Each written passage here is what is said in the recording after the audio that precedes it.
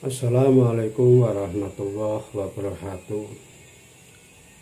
Bismillah, alhamdulillah, wa nikmatillah, wala haula wala quwata illa billah.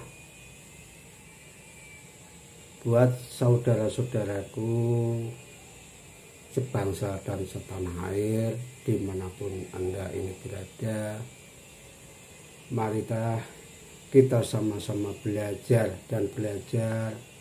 Mudah-mudahan dengan adanya sharingan kita pada video kali ini nantinya bisa memberi wawasan atau bisa memberi pengalaman maupun motivasi pembelajaran hidup kita sehari-hari.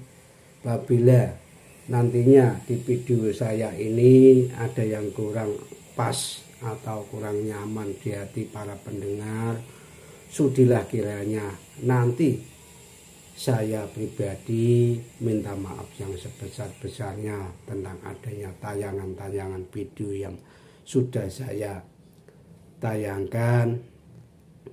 Kali ini marilah kita merenung dan belajar dari mana saja, entah itu belajar dari lingkungan, entah itu belajar dari sekolahan, entah itu belajar dari pondok pesantren.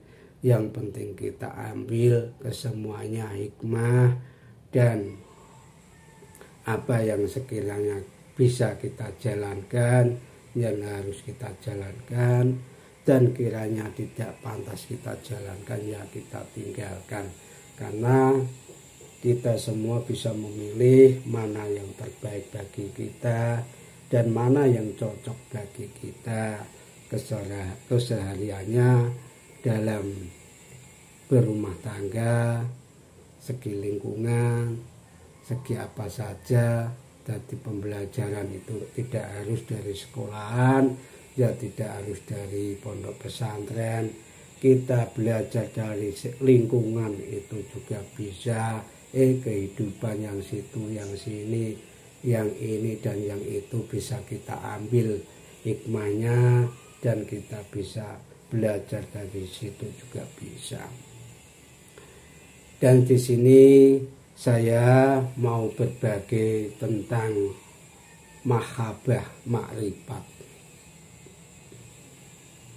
juga yang lagi marak ini. Jadi menurut saya makrifat itu tidak bisa dipelajari. Lah emangnya makrifat itu kayak bikin tempe goreng atau menduan gitu, kok bisa dipelajari? Dan makrifat juga tidak ada bukunya. Jadi dicari di buku sudah tidak ada, karena menurut saya makrifat itu sudah ada dari lahir dan tidak bisa dicari di buku-buku atau di Google itu tidak ada yang namanya makrifat, karena makrifat itu pembawaan dari lahir, jadi pemberian dari langsung dari Allah Subhanahu wa Ta'ala. Memang tak sadar kalau manusia dari lahir itu sudah makrifat dan sudah mempunyai guru tersendiri. Itu semua karena apa yang dilihat mata di dunia ini bahwa masuk ke hati sehingga menjadi penutup hijab untuk kenal Sang Pencipta. Jadi makrifat itu sudah ada dari lahir dan sudah ada gurunya, yaitu Sang Pencipta gurunya. Karena saya ulangi lagi dari awal. Jadi makrifat kok dipelajari? Emangnya makrifat itu tempe menduan yang resepnya dapat di cari dari buku-buku atau Google. Memang tak sadar apa kalau manusia lahir itu sudah makrifat dan sudah memiliki guru. Itu semua karena yang dilihat mata di dunia ini di bawah masuk ke hati sehingga menjadi penutup hijab untuk kenal sang pencipta. Ditambah lagi aturan-aturan agama buatan otak bukan hasil kesucian hati yang lama menyelimuti menjadi hijab paling tebal untuk menutupi hati. Ditambah lagi aturan-aturan agama buatan otak bukan hasil kesucian hati yang lama menyelimuti menjadi hijab paling tebal untuk menutupi hati kita. Jadi agama saiki buatan menusa iku lah sing marai iso nutupi otak kita, menyelimuti kita. Jadi akhirnya makrifat iku terus ora ono. Jika manusia itu dapat paham dan sadar jika dirinya manusia, maka di dunia ini tanpa agama pun pasti aman. Karena manusia itu tak akan membeda-bedakan satu sama lain. Jadi jika manusia itu dapat paham dan sadar jika dirinya manusia, maka di dunia ini tanpa agama pun pasti aman. Karena manusia itu tak akan membeda-bedakan satu sama lain. Dan tidak membongkar-bongkar privasi orang lain. Karena kesemuanya itu di mata Tuhan sama. Jadi kita tak bisa mendewa-dewakan kita. Kita berani membongkar privasi orang.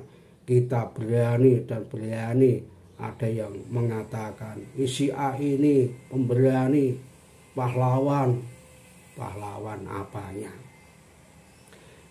Jadi kita bisa melihat para ahli-ahli pengobatan yang lagi moncer, terutama ahli-ahli pengobatan seperti Gus Samsudin sekarang ini,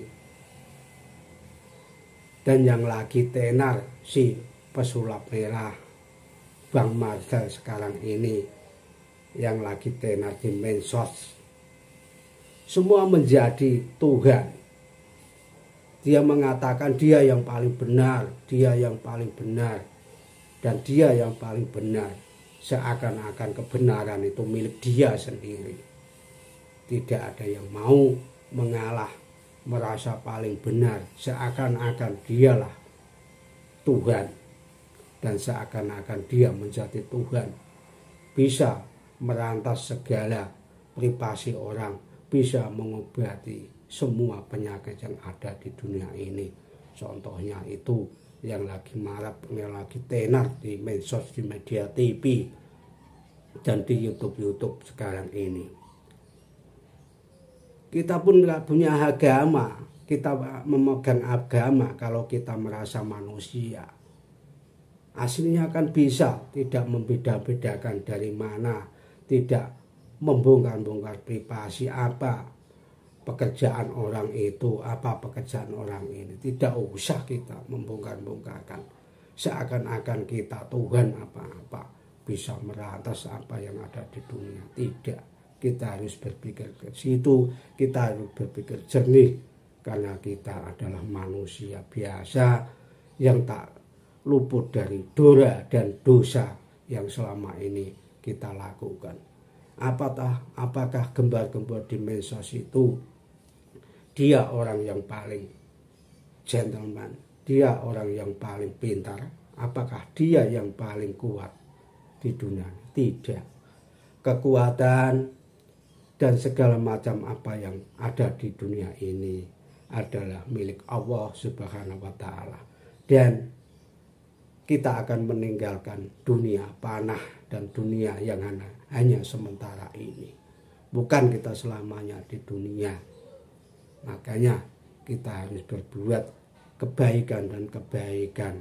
Enggak usah sok jadi begini dan begitu.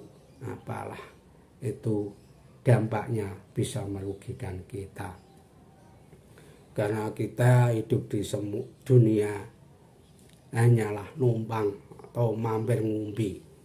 Enak mek ngumpi bloko awake ya wetenge ya kembung. Intine do lulu duit.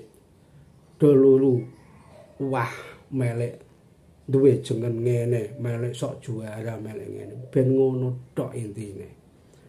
Tah kita semua tak akan memegang semua itu selamanya. Semua makhluk yang bernyawa di dunia ini pastilah akan mati dan akan meninggalkan dunia panah dan dunia yang hanya sementara ini.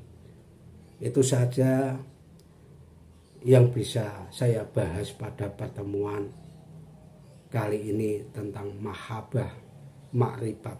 Mudah-mudahan semua teman-teman bisa memaklumi dengan adanya perkataan-perkataan yang nantinya kurang sopan, kurang jelas, dan kurang cocok di hati para pemirsa. Sudilah kiranya saya pribadi memohon maaf yang sebesar-besarnya. Cukup sekian dari saya. Wassalamualaikum warahmatullahi wabarakatuh.